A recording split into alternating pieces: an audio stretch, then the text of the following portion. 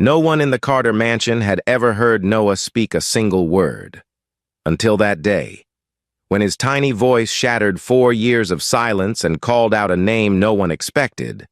And it wasn't Dad, it was Amara. The room froze. James Carter, a man who could negotiate million-dollar deals without blinking, felt his knees weaken at the sound. His 4-year-old son, mute since birth, had chosen to speak for the first time, not to him, not to a doctor, but to the new black maid he barely knew. It was a moment that would change everything in this house. Before we dive into what happened and why this one word would shake the walls of a millionaire's home, where are you watching from right now? Tell me in the comments. And if you believe stories like this need to be told, please subscribe to the channel and give this video a like. Your support helps us bring you more powerful, true-to-life stories that touch the heart. Under the crimson glow of an October sunset, the Carter Mansion in Buckhead, Atlanta, stood like a polished fortress, glass walls, gleaming walnut floors, and art worth more than most people's homes. But behind the opulence lay a silence so heavy it seemed to press on every surface. Noah Carter, with his wide hazel eyes and messy brown curls, sat by the floor-to-ceiling window, tapping his small fingers on the glass in an odd rhythm, as if he was speaking to a world only he understood. He had never spoken, not one word in 4 years, and his father, James Carter, had stopped expecting him to. James was a man built on ambition and loss. At 42, he was a real estate mogul with a billion-dollar portfolio, a name known in every luxury market in the South. But at home, in the quiet shadow of his wife Clara's death during childbirth, he was powerless. The grief he never learned to face drove him into his work, leaving Noah in the hands of nannies who rotated through the mansion like guests in a hotel. Over a dozen had tried, none stayed. Noah's silence, sometimes broken by sudden bursts of frustration, sent them all packing. Specialists from Atlanta, New York, Boston, every one of them had examined Noah. No hearing loss, no cognitive delays. Some whispered about autism, others about selective mutism. But no one could give James the clear solution he demanded. In private, he wrestled with guilt he could neither name nor bury deep enough, hiding behind boardroom victories while failing in the one role he couldn't delegate, being a father. That October morning, Eleanor Price, the housekeeper, announced the arrival of the new maid. Eleanor had run this mansion for 20 years with a silver bun pulled tight and an even tighter sense of control. She didn't like change, and she especially didn't like strangers she hadn't approved herself. When Amara Johnson stepped into the grand foyer, carrying a plain cloth bag and wearing a worn shirt, Eleanor's eyes narrowed. Amara was 34, with a quiet strength in the way she stood and a calm warmth in her voice when she greeted James. She came from Southwest Atlanta's poorest streets, where survival meant raising her 3 younger siblings after her mother's death. James glanced at her over the top of his laptop. "Have you worked with kids?" he asked. His tone clipped, as if already half decided she wouldn't last a week. "Yes, sir," she replied, her voice low but sure. "I know how to listen to them." It wasn't the resume he wanted. It wasn't the polished pedigree Eleanor believed the household deserved.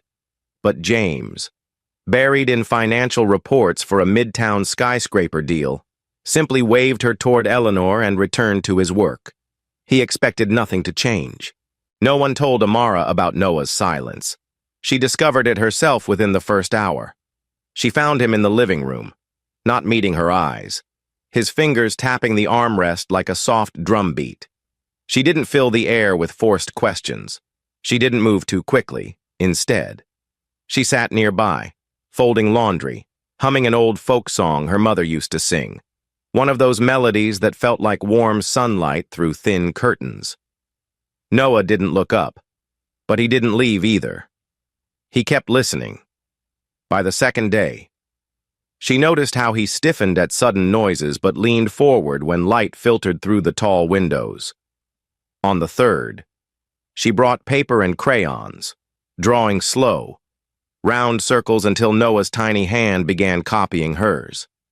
On the fifth, she folded a paper airplane and let it glide across the room. For the first time. He smiled. Just a flicker, but enough to make her heart catch. Eleanor, watching from the hallway, saw danger in that smile. For years, she'd been the one in charge when James wasn't home.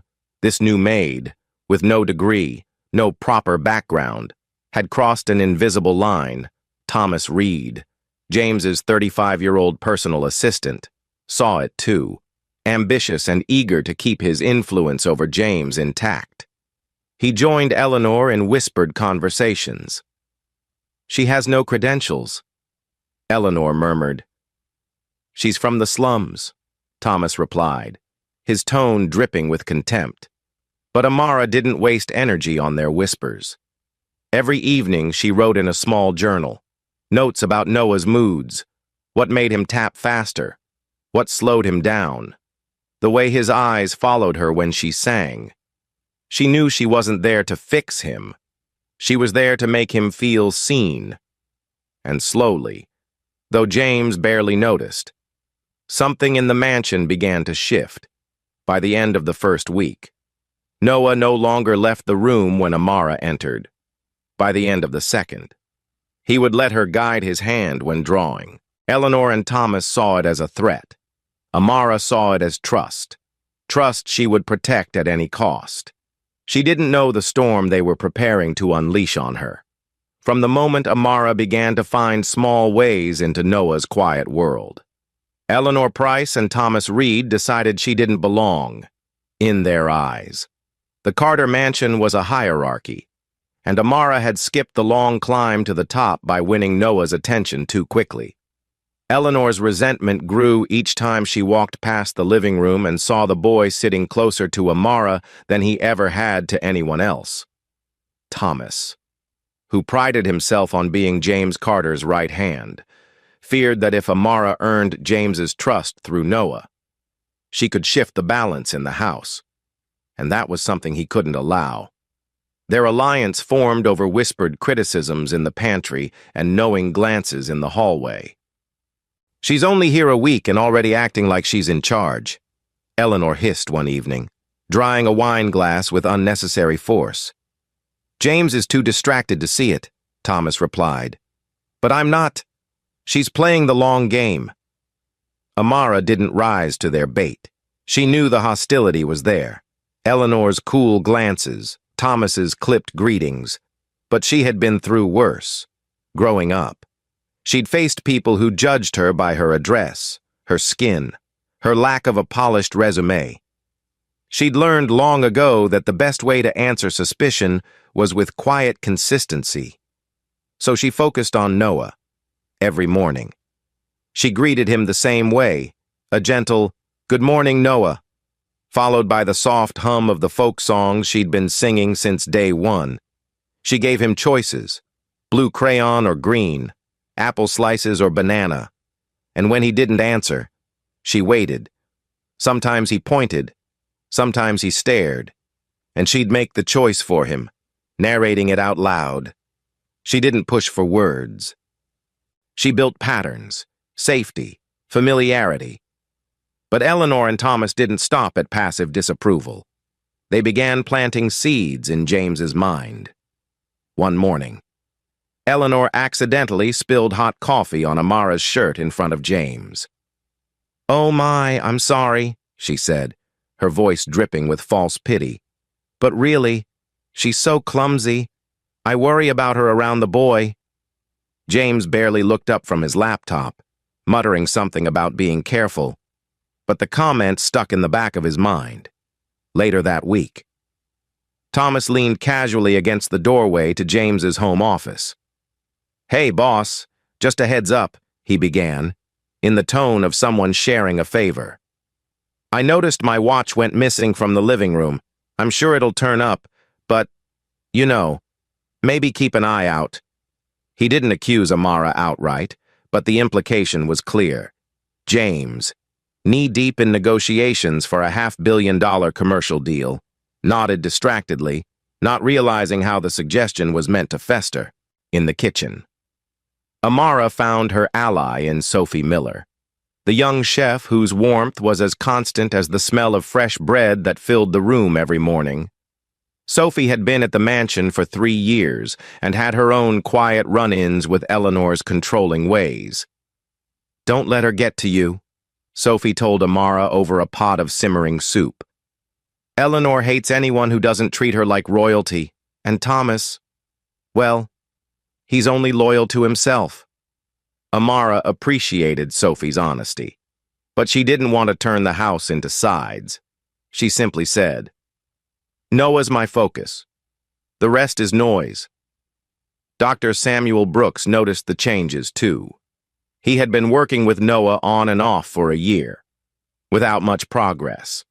When he stopped by for a scheduled session, he was surprised to find Noah seated calmly beside Amara, holding a crayon and following her slow, deliberate movements across the page.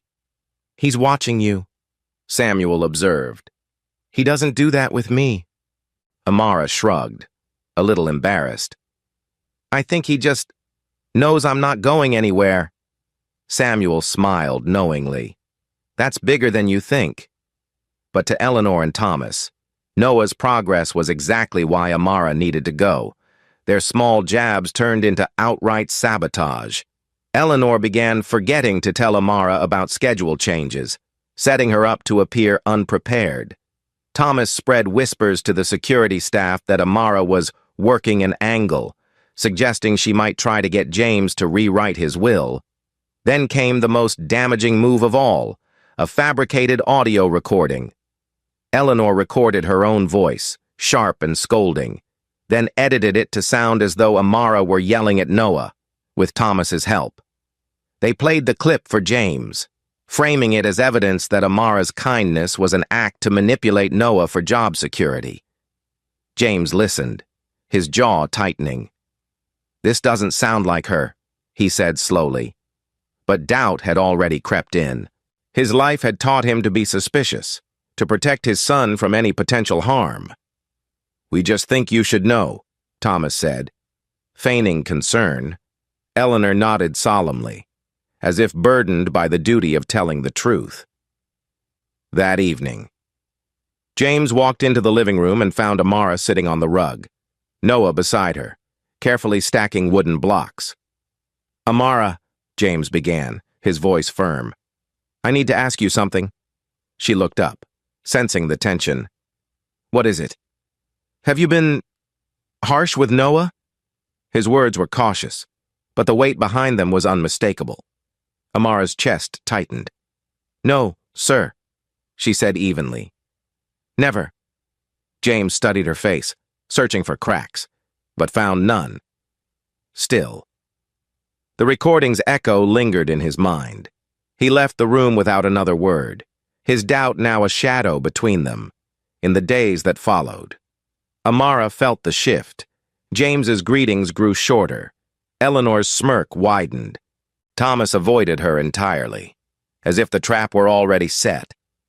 But she kept her focus on Noah. If anything, the tension only made her more determined. She noticed he was tapping less, making longer eye contact, even handing her toys without being asked.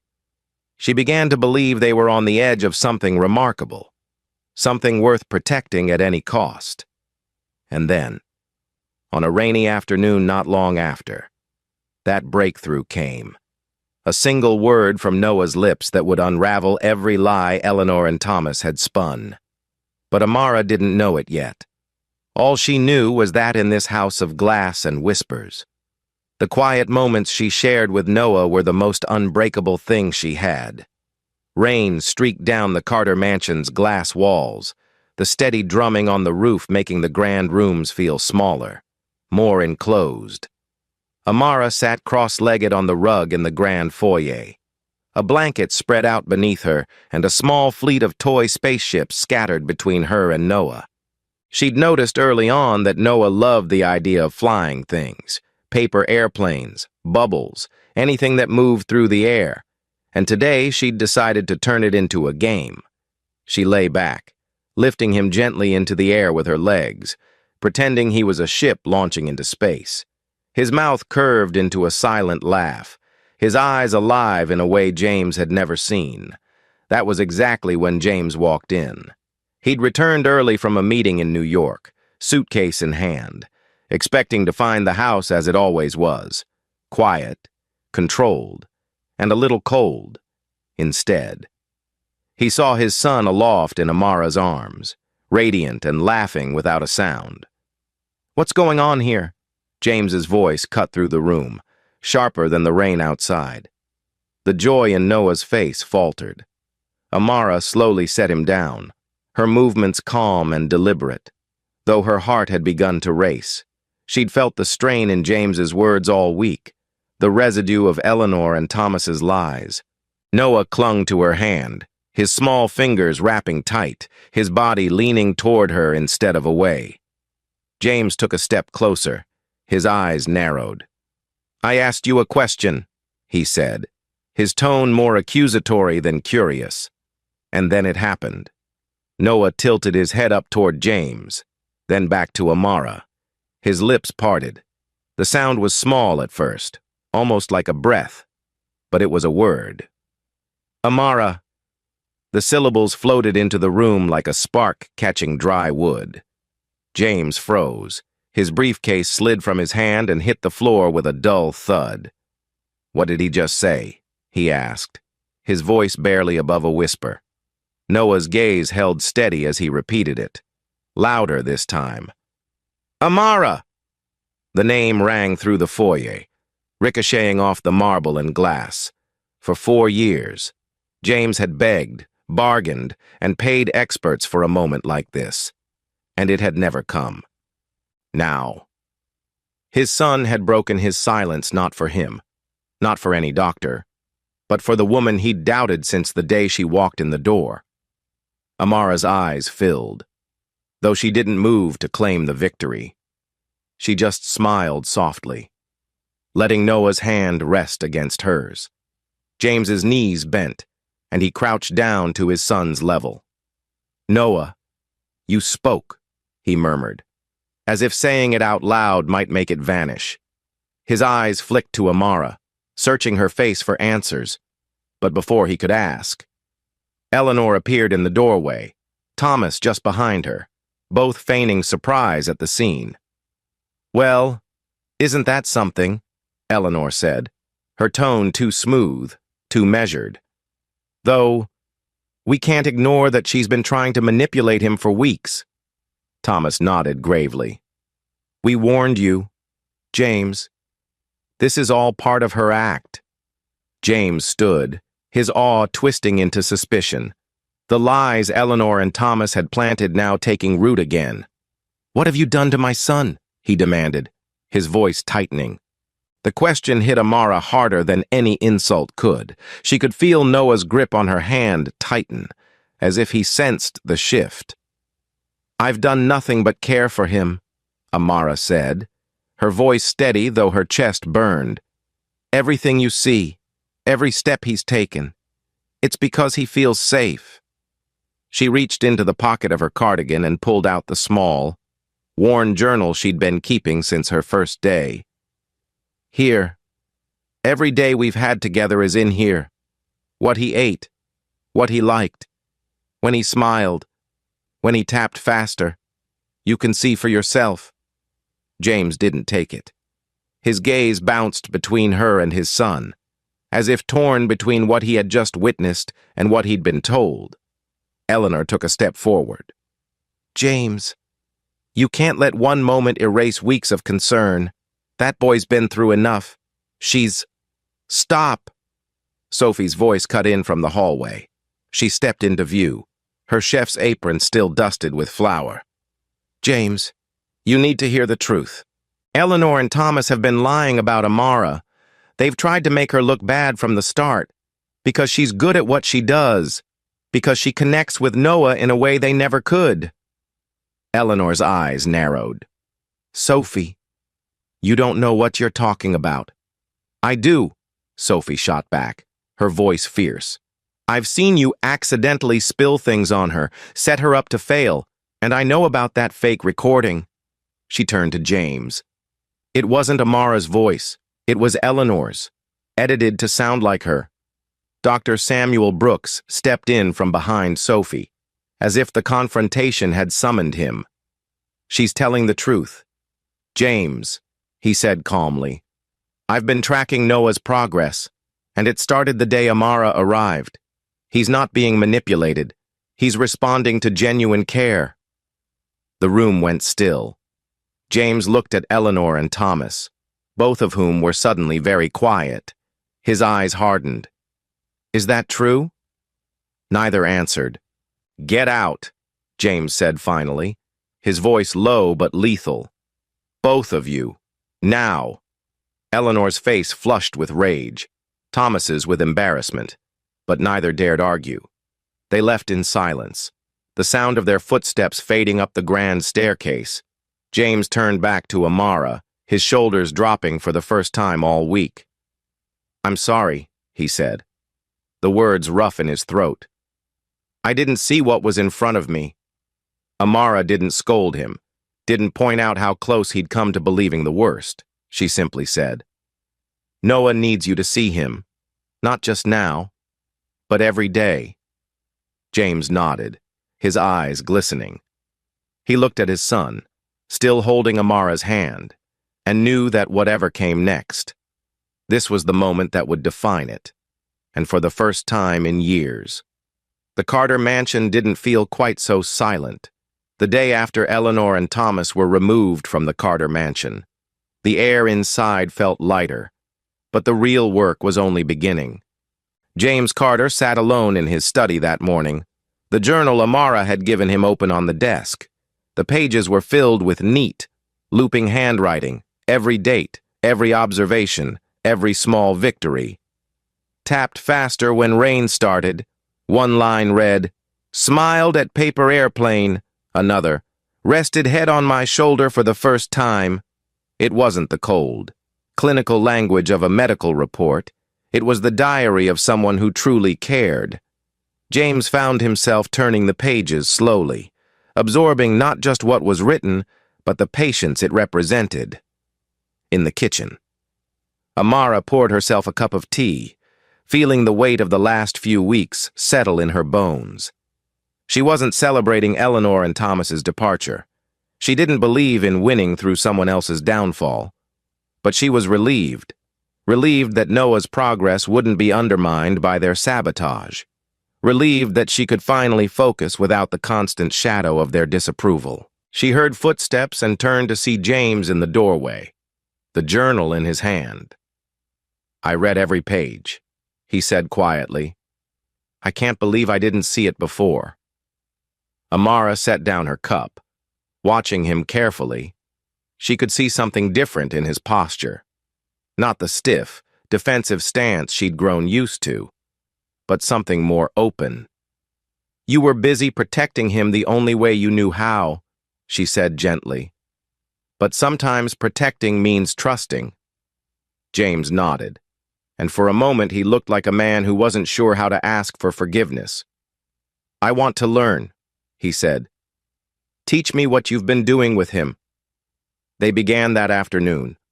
Amara walked James through her methods, not complicated therapy techniques, just small, deliberate acts of connection. Sit with him on the floor, she instructed. Don't force him to talk. Let him show you things, even if they don't make sense to you. At first, James felt awkward, unsure how to match the rhythm of his son's quiet world. But when Noah placed a block in his hand and looked at him expectantly, James felt a spark of something he hadn't felt in years, an invitation into his child's space. The breakthrough came faster than either of them expected. That evening, James returned from a short phone call to find Noah in the living room, pointing toward the window where the rain had started again. Water, Noah whispered, his voice tentative but clear. James's breath caught. He knelt beside him. Yes, water, he repeated, smiling. Noah tapped the glass and looked back at him, as if waiting for a response. James tapped it too. They stayed there like that for several minutes, the simple exchange feeling more significant than any business deal James had ever closed. In the days that followed, James made changes to his schedule. He canceled evening meetings. He turned down weekend conferences. The staff, used to his constant absence, began to notice his presence in the house, eating breakfast with Noah, helping him with simple puzzles, sitting in on the music sessions Amara led. Sophie started baking bread in smaller batches so she could bring warm slices into the living room for them to share. Dr. Brooks visited once a week, not to direct, but to observe and encourage. He's making progress because you're both speaking his language now, the doctor told James. Noah's vocabulary grew slowly, but each new word was a milestone. Son, he said one afternoon, pointing toward the light streaming through the balcony doors. Book, he said another day, handing one to Amara, and then came the word that undid James completely. It was late, and James was tucking Noah into bed. He smoothed the blanket over his small frame, leaning down to kiss his forehead. Good night, son, he murmured. Noah looked at him, his eyes unblinking in the dim light. Love you, Dad, he whispered. James had to turn away before his son could see the tears. He walked into the hallway, pressing a hand to the wall to steady himself. Years of guilt, of missed chances, of hiding from the ache of loss. All of it seemed to crash into him at once, but underneath the grief was something else. Hope. The next morning, James found Amara in the garden, trimming a row of overgrown roses. He handed her a small box, wrapped simply. This is for you, he said. Inside was a delicate silver necklace, the kind that caught the light just so. It's to replace the one you wear every day, he explained. The chain's worn thin. Amara smiled, her fingers brushing over the cool metal. Thank you, she said, though she suspected it wasn't really about the necklace. It was his way of saying what he still couldn't fully put into words, that she had given him back his son. Over the next week, the mansion felt less like a museum and more like a home. Sophie's laughter could be heard from the kitchen. Music drifted through the halls when Amara played old records for Noah. Even the security staff seemed more relaxed. For the first time in years, James wasn't walking through the house with the weight of unspoken grief pressing down on him. One evening, as the sun set over Peachtree Road, James, Amara, and Noah sat on the balcony, watching bubbles float into the warm air. Noah chased them with a delighted squeal, his small hands reaching. James turned to Amara. Why did you take this job? He asked. She thought for a moment before answering. I needed a roof over my head, she said honestly. But I stayed because Noah needed someone who wouldn't give up on him. James nodded, feeling the truth of her words settle into him. He had spent years building an empire, believing that providing for his son meant protecting him from the world. But Amara had shown him that protection without presence was just another kind of absence. And now, with his son finally speaking, laughing, and reaching for more, James knew this was the real work he couldn't outsource.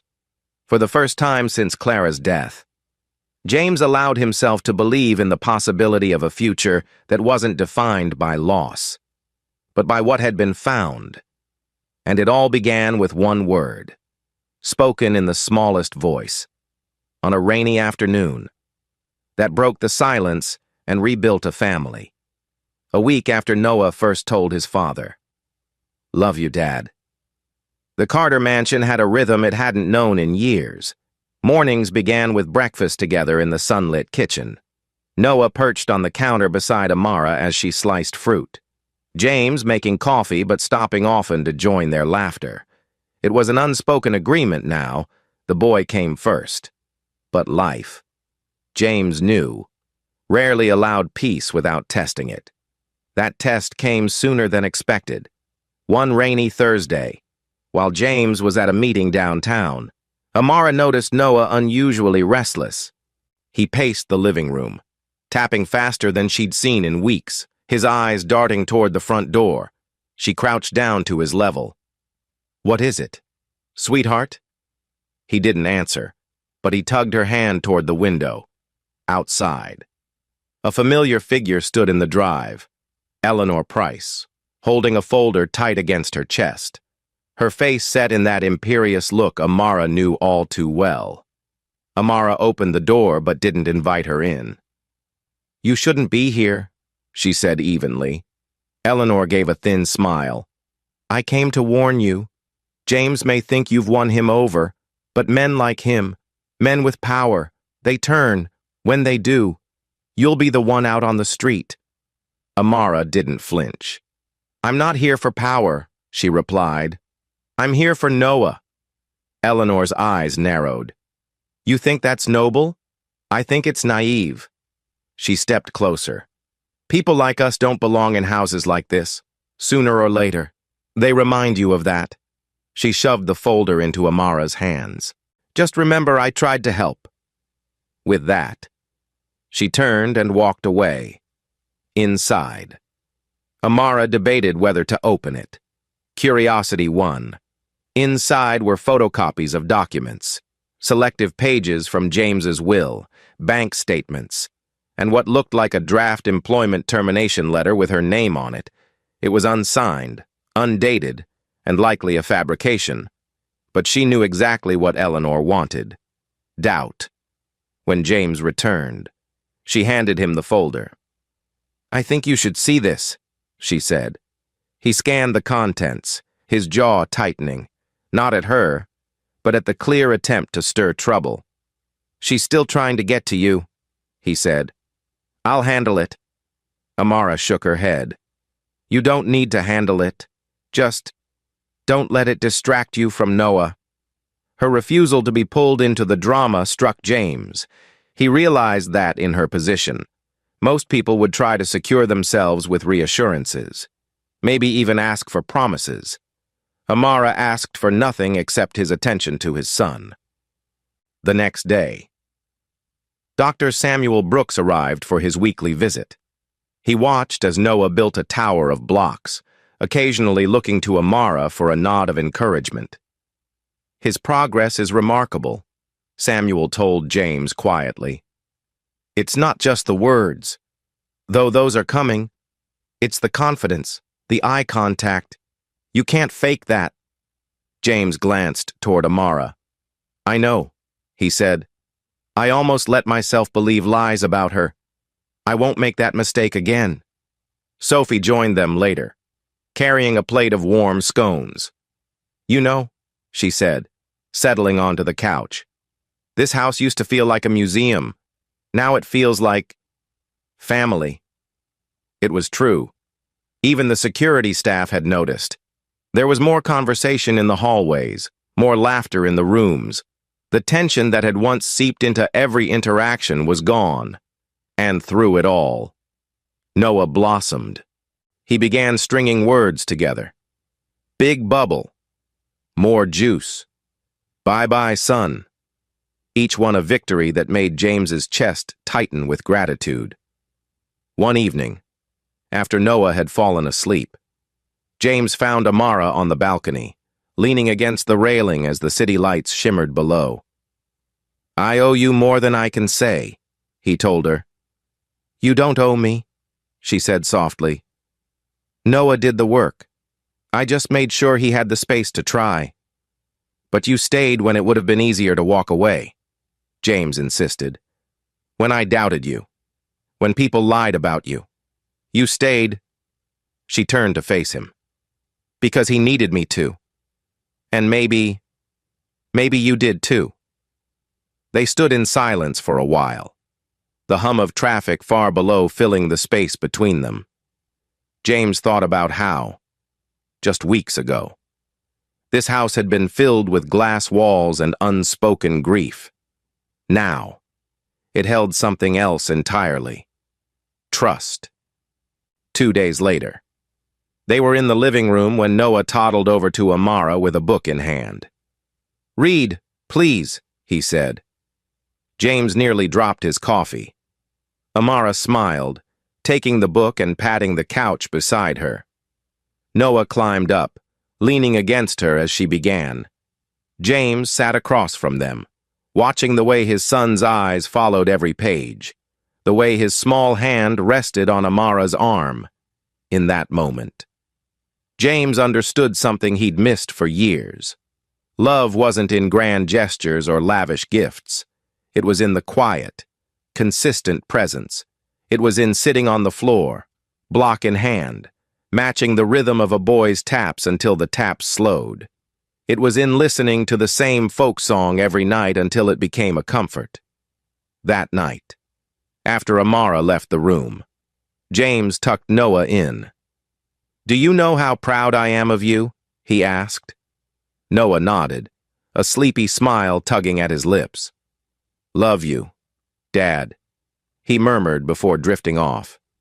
James lingered for a moment, brushing a curl from his son's forehead. Then he stepped into the hallway, where Amara was waiting. "Stay," he said simply. "Not as staff, as part of this family." Amara hesitated, not because she didn't want to, but because she knew what that meant. Blurring lines, shifting roles, changing the shape of all their lives. "If that's what you truly want," she said finally, "then yes, I'll stay." And so, without ceremony, without contracts or conditions, they became something more than employer and employee. They became a family rebuilt not by blood alone, but by the courage to trust and the patience to love. The Carter mansion still gleamed with glass and steel, still looked like a fortress from the outside, but inside, its heart had changed, and every now and then, on quiet afternoons when the rain tapped against the windows, James would hear his son's voice, clear, confident, calling for Amara, and he'd remember the day everything began to heal. James Carter had spent years mastering the art of building towers, steel and glass skyscrapers that rose over Atlanta's skyline like monuments to his ambition. But none of those towers compared to the one that mattered now, the fragile, growing structure of trust between him and his son. Since asking Amara to stay as family, James found himself in unfamiliar territory. His calendar, once packed with back-to-back meetings, now had wide, protected spaces marked only by a single word: Noah. He still ran a multi-million-dollar real estate empire. But for the first time, he understood that some meetings couldn't be rescheduled, like building block towers at 9 in the morning or bubble-blowing contests on the balcony at sunset. Each morning began the same way now. James would make coffee while Amara sliced fruit. Noah perched on the counter between them, tapping the edge of the cutting board in his familiar rhythm. But what used to be silence was now filled with words, small, deliberate, sometimes halting, but words nonetheless. "Apple, please. More juice. Daddy's cup." Every new phrase was a victory, and James treated it that way, not with loud applause that might overwhelm him, but with a steady, proud smile and a gentle, "Good job, son." One morning, as sunlight streamed through the glass walls, Noah surprised them both. He pointed toward a framed photo of Clara, the mother he'd never known, and said, softly but clearly, "Mommy." James froze. The photo had always been there, tucked on a shelf in the corner of the living room, a quiet memory James wasn't sure how to share. He swallowed hard, walked over, and knelt beside his son. "Yes," he said, his voice thick. "That's your mommy. She loved you very much." Amara watched from across the room, her eyes shining, knowing that moment was a step toward healing for both father and son. Dr. Samuel Brooks continued his weekly visits. though they felt less like formal sessions now and more like check-ins between friends. "He's not just talking," Samuel told James one afternoon. "He's connecting, the tapping, the eye contact, the gestures. They're all becoming part of a larger communication. You've created a safe space where his voice can grow." James glanced toward Amara, who was crouched beside Noah, helping him fit puzzle pieces together. "We created it," he corrected. Life in the Carter mansion shifted in subtle ways. Sophie's kitchen was no longer just a place where meals were prepared. It became a hub of warmth, with Noah sometimes sitting on the counter, legs swinging, helping stir batter. Even the security guards, once stoic and formal, now greeted him with an easy, "Hey, champ," as he toddled past. The mansion, once a glass fortress, felt lived in. It smelled of baking bread and sounded like laughter. One Saturday morning, James decided to take Noah to Piedmont Park, something he'd never attempted before. Crowds had always overwhelmed his son, but James wanted to try, carefully, with Amara at their side. They started on a quiet path, letting Noah hold his bubble wand and watch the iridescent spheres drift into the autumn air. He whispered, "Bubble," each time one floated past, his voice growing a little louder with each repetition. At one point, a golden retriever trotted over, tail wagging. Noah froze, then looked at Amara. She crouched down, her tone calm. "He's friendly," she said, holding Noah's hand as the dog sniffed gently, to James's surprise. Noah giggled, a sound so unguarded it made his chest ache with gratitude. That night, after Noah was tucked into bed, James found Amara on the balcony. The city lights shimmered, but he barely noticed. "I don't think I've said this enough," he began. "Thank you for giving me my son." Amara shook her head. "You always had him. You just needed to meet him where he was." James looked out at the skyline. "I used to think being a good father meant protecting him from the world. Now I know it means standing beside him in it." As weeks turned into months, Noah's progress continued. He began initiating conversations in his own way, pointing, naming objects, even stringing together short sentences. "Daddy, read book. Amara, sit here." Each one felt like another brick in the tower they were building together. James made a point to be present for these moments, sometimes leaving business partners baffled when he declined high-stakes meetings with nothing more than, "I have something more important." One evening, Sophie prepared a small family dinner in the dining room. Just James, Amara, Noah, Sophie, and Dr. Brooks. Noah sat between James and Amara, proudly passing roles to each person as if he were hosting, when dessert came. He looked up and said, "Thank you, Sophie." Without prompting, the room went quiet for a moment before breaking into smiles and laughter. For James, that simple courtesy carried the weight of a speech. Later that night, James stood in Noah's doorway, watching him sleep. He remembered the years when this same boy sat in silence, unreachable, locked away in a place James couldn't find. Now, he was here, still growing, still learning, but here. And the woman who had made that possible was just down the hall.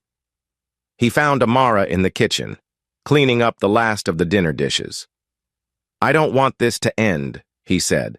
She glanced at him, unsure what he meant. "Not the work, not the progress, not this family we've built. It doesn't have to," she said simply. James knew then that what had started as an employment arrangement had become something far more permanent. He'd spent years building structures meant to last generations. Now, he realized the most enduring thing he'd ever build wouldn't have his name on a plaque or a skyscraper in the skyline. It would be the bond between him, his son, and the woman who refused to give up on either of them.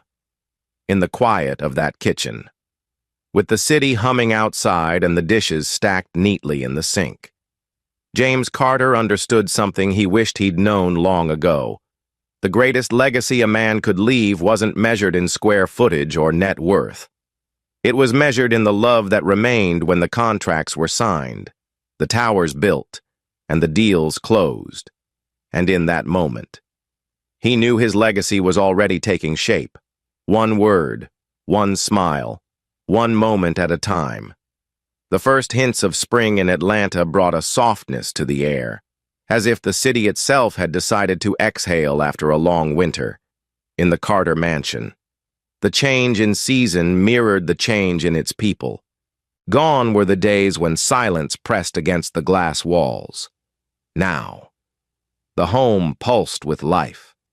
James Carter often found himself pausing in doorways just to watch his son exist, to see Noah flipping through picture books with Amara on the balcony, or chasing bubbles across the polished walnut floors, his laughter spilling into the high-ceilinged rooms. It was in one of those pauses, on a golden Saturday evening, that James realized they had crossed an invisible line. This wasn't recovery anymore. This was living. They had spent the afternoon in the garden, a place James used to ignore, leaving its upkeep to landscapers.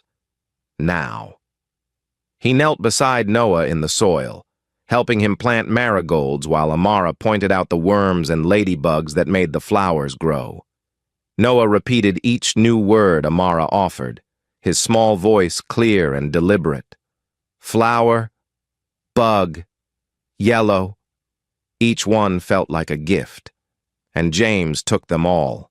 By the time the sun began to set, their hands were dirty, and their hearts were full. After dinner, James suggested they take their tea out to the Peachtree Road balcony. The city stretched before them in shades of orange and purple, the hum of traffic below mixing with the faint trill of birds settling in for the night. Noah ran ahead, clutching a bubble wand Sophie had given him earlier that day. He dipped it into the soapy mix and blew, sending shimmering spheres into the air. Amara sat on the stone ledge, watching him with that quiet attentiveness James had come to admire. For a while, they said nothing, just watched Noah chase the bubbles, giggling when they popped. Then James turned to Amara. "Can I ask you something personal?" She looked at him, curious. "Of course. Why did you really take this job?" His tone wasn't suspicious, just searching. He wanted to understand the path that had brought her into their lives. Amara thought for a long moment before answering. "When I came here, I was looking for stability. I'd been working jobs that barely paid the bills, always one step away from losing my apartment. I needed a roof over my head." She glanced at Noah, who was now leaning over the balcony rail to watch a bubble drift toward the street. "But I stayed because of him, because he needed someone who wouldn't walk away the moment it got hard." James nodded slowly. "I think maybe I needed that too." They sat in silence again. But it wasn't the awkward kind. It was the kind that comes when everything important has already been said. The last of the sunset faded, and Noah climbed into Amara's lap, resting his head against her shoulder. That night, after Noah was asleep. James walked through the house, noticing how different it felt. The art on the walls was the same, the furniture unchanged, but the atmosphere was lighter, warmer. It struck him that for years he had built a fortress to keep the world out. But in doing so, he had kept life out too. Amara had opened the door, not just for Noah, but for him. In the weeks that followed, the changes became visible to everyone who entered. Business associates commented on how relaxed James seemed. Sophie, now promoted to head chef, joked that she'd never heard so much laughter in the kitchen. Even Dr. Samuel Brooks admitted that he looked forward to his visits as much for the company as for the professional progress. One afternoon, James took Noah and Amara to the small park near the Carter family church. It wasn't an official event, just an ordinary outing. But to James, it felt monumental. Noah played with other children, something he'd never done before, joining a game of rolling a ball back and forth. When one of the other kids asked his name, Noah answered, without hesitation. Noah Carter. James had to turn away, blinking fast, because he didn't want Noah to see his tears. That evening, as they walked back to the car, Noah reached for both their hands, one in his father's, one in Amara's, and held on tight. It was a simple act, but to James, it was a declaration. This was his family now. The next Sunday, James invited Amara to sit with them in the family pew at church. Some in the congregation whispered, Buckhead wasn't free of its prejudices, but James ignored them. When the service ended, he introduced her to an old business acquaintance. This is Amara, he said plainly. She's family. There was no hesitation, no need to explain further. As spring deepened, so did their bond. Noah's words became sentences, his sentences became questions, and his questions, about the sky, about the flowers, about where bubbles go when they pop, filled the house with a curiosity James had thought was lost. They spent afternoons reading on the balcony, evenings baking cookies in the kitchen, and Sundays walking in the park. One night, as James tucked Noah in, the boy looked up and said, Daddy, Amara loves us. James smiled. Yes, she does, and we love her too. Later, James found Amara in the living room, straightening the pillows on the couch. He told me tonight that you love us, James said. Amara's eyes softened. I do. James stepped closer. And I want you to know, we love you too.